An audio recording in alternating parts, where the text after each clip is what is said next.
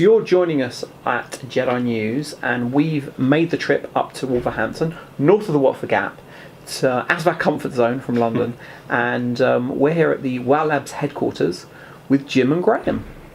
Hello guys, how you doing? Good, thanks, good. Good. Glad to have you here.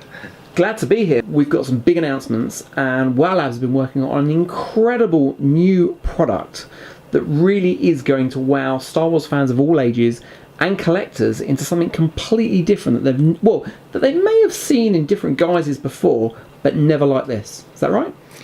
Yeah, that's right. It's kind of the combination of two different things that have been around for many years, in fact centuries, and two different things that we liked and thought about doing as products in their own right, but actually came to the realization at a point about a year ago that if we combine these two different techniques, we could create something that's completely unique and we think pretty special.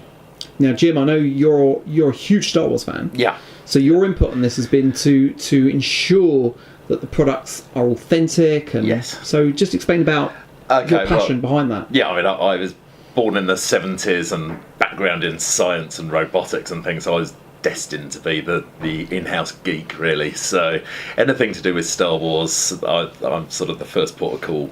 So as anything with the photography and the original source material, everything sort of gets filtered through me, choosing which characters that we're going to go for. So it's your fault. Yeah. If it goes wrong, it all rests on my shoulders. Yeah. So, but no, it's been a good project to get our teeth into. Oh yeah. As I mentioned, techniques that have been around for centuries. The first one is something called a Holopane. This is a technique that was used in pottery, actually in fine porcelain china, back from the 18th century, where the thickness of the porcelain was varied. So when you held a china cup or a picture frame up to the light, you would see a pseudo-photographic effect. And this is, it's a wonderful sight when suddenly this inanimate piece of china comes to life with a really good photographic image. And it's something that we looked at doing, and we thought about, could this be a product we could sell, that we could produce, that we could apply licenses to. But we didn't really feel there was a killer application for it. It didn't have, forgive the pun, that wow factor. And then there was a different kind of thing out there that's been around and used in architecture for hundreds of years as well, which is called the hollow face illusion. Now, the hollow face illusion is where the brain is kind of pre-programmed to interpret what it sees physically in certain ways. Now, the hollow face illusion is where instead of a face being like mine, convex, so pointing out, it's built the other way, so it goes in. And that does really strange things to your sense of perception. But a lot of this has been done on 3D printers. Right. The advantage of that is that it's all files that can be sent. So we've got a 3D printer running in Los Angeles, there's one running here, and we send files to each other back and forth, as well as custom 3D filament as well, which has been going back and forth by courier. And we've been running those out and video backwards and forwards at ridiculous times of night as well. Yeah, so I know that you've had to actually create your own custom plastic to make these work. As I said, you start off with a seemingly simple idea. The execution is not so simple. The way this works is by building contrast through the different depth of material. The problem is, if you don't use the right material, you either create something that's too dark or too light, doesn't have enough contrast, or so dark that you don't see the image clearly. And you also need to use as thick a piece of material as possible, because that gives you the most variation between light and dark, so you can really bring out features and details. Each one of these models has been a project in its own right, and Ray, for example, we had to do 9 different iterations before we got to a stage that I was happy with, and more importantly Jim felt that the Star Wars fans would appreciate and be happy with as well. And having the right material to work with is absolutely essential for that, unexpectedly so. So why 9 different iterations? It's it's hard to go into the exact details, but basically every single one of these models goes through about 4 different stages of development. We have to start with an image that's manipulated and perfect and adapted for the technique we're using. We then have to prepare a digital sculpt of the actual depth of the character, which isn't a normal 3D likeness. The proportions are all slightly different because the viewing angle has to be manipulated to give the best experience from the widest possible field of view. Then we've got to, in the simplest terms, superimpose the depth map texture onto the 3D sculpt, and then try and proof the model. So everything takes a long time, several weeks to produce each model, and each time when you're developing, something won't be quite right, and it sometimes takes another 2 or 3 attempts until you find out exactly what it is that caused the different perception of that character. We went to a shopping mall a few weeks ago just to get some public reaction behind closed doors, and it's great fun when you ask people, you say, look at it and now gently touch the nose. And of course they think the nose is out here and actually it's in here. It just completely throws the mind. It's amazing footage, and we've actually got some of that to show people. So that's running now as we're talking. I mean, so what did people say to you after they'd seen that? Well, people just don't get it to begin with. Is this they can't comprehend that it's hollow. The illusion is so strong when you have the right lighting behind it and the environment's perfect. It's impossible for most people to actually see it how it is. We have Rey, Darth Vader, First Order Stormtrooper, and Chewbacca. So why did we choose those 4 initially as your first wave? Okay, well, Rey, she's the hero of the new trilogy. Everything, it's all about Rey. So she was an obvious choice. So we had to go with her. Stormtroopers are arguably iconic through the entire saga, really, from their sort of earliest incarnations as clones, all the way through to Stormtroopers now in this current trilogy. So, they're most recognisable now to a younger generation in their current form. So we went with the First Order Stormtroopers. Chewbacca, again, he's a pivotal character. He works great with the technology for the Holopane because of the fur. There's so much detail in that; it shows up brilliantly in the texture.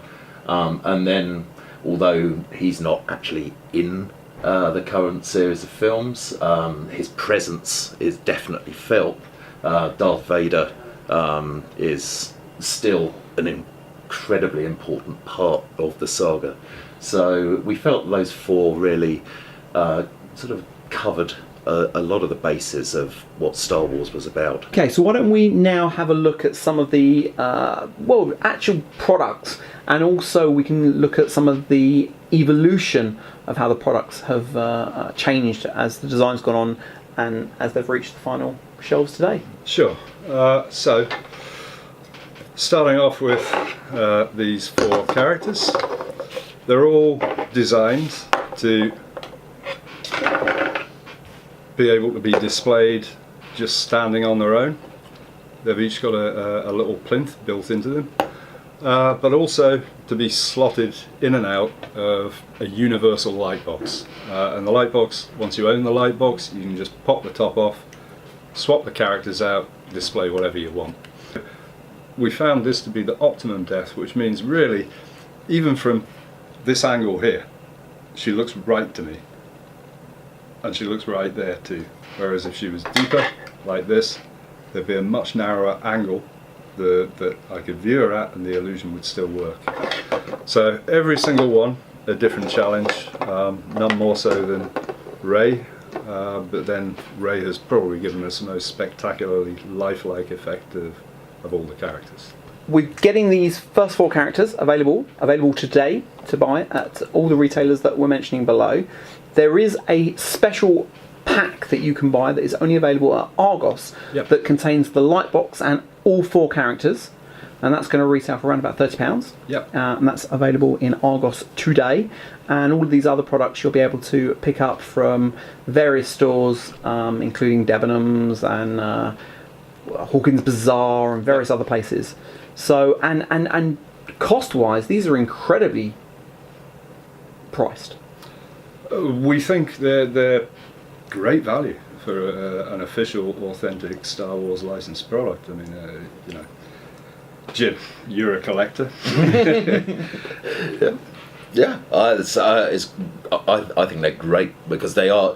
It's a very, very collectible item. Very much so. And I also I can think of great ways of displaying them as well. Yes. As the light box is a fantastic way to display them, but in my head I've got all sorts of other ways that I like to think of displaying these as well.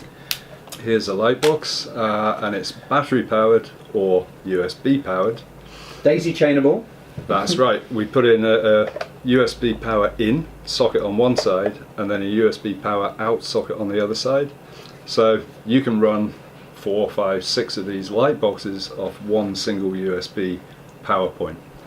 The beauty of that is you can have them along a shelf, you can stack them on top of each other, and they also come with a little slot in here that allows you to slip in one of 3 different acetate colour filters that come with a light box, and you can use those primary colours or mix them to create your own colours and get Jim's Warhol-esque style. Yeah. If eagle-eyed people watching early parts of this video probably noticed that behind the two of you was Yoda. Yeah, well, these I can't go into too much detail, and of course a lot of this depends on the feedback we get from you, the Star Wars fan. But we've launched with these, and we call these Holopane 25s. We call them Holopane 25s because they're roughly 25% of a full-size human face. In future, we may go bigger. And that may allow us to do different formats, potentially landscape formats instead of portrait formats. We could do certain characters that aren't so suited to this kind of format. Yoda could possibly be one. Today you're also releasing a couple of other products. Let's just touch very briefly on those. I know the Jedi Training remote is sitting behind your shoulders as well. That's available today. I think it's around about £25, 25 to £30, and that's an amazing drone-like remote control Jedi Training remote, which you can use with lightsabers and things, and it will actually fly and avoid your lightsaber exactly like it does in Star Wars A New Hope. So you can recreate the scene of being Luke on the Millennium Falcon and play with the Jedi Training remote. Well, thank you both very, very much for your time. It's been an amazing day here at WoW Labs, and there's some amazing things coming. And as they say in Star Wars, always in motion the future is. So buy it, support it, and you'll be pleasantly rewarded down the line. And great price point, great products, and we look forward to people enjoying them and having fun with them this holiday season to celebrate the release of The Last Jedi in cinemas. Absolutely.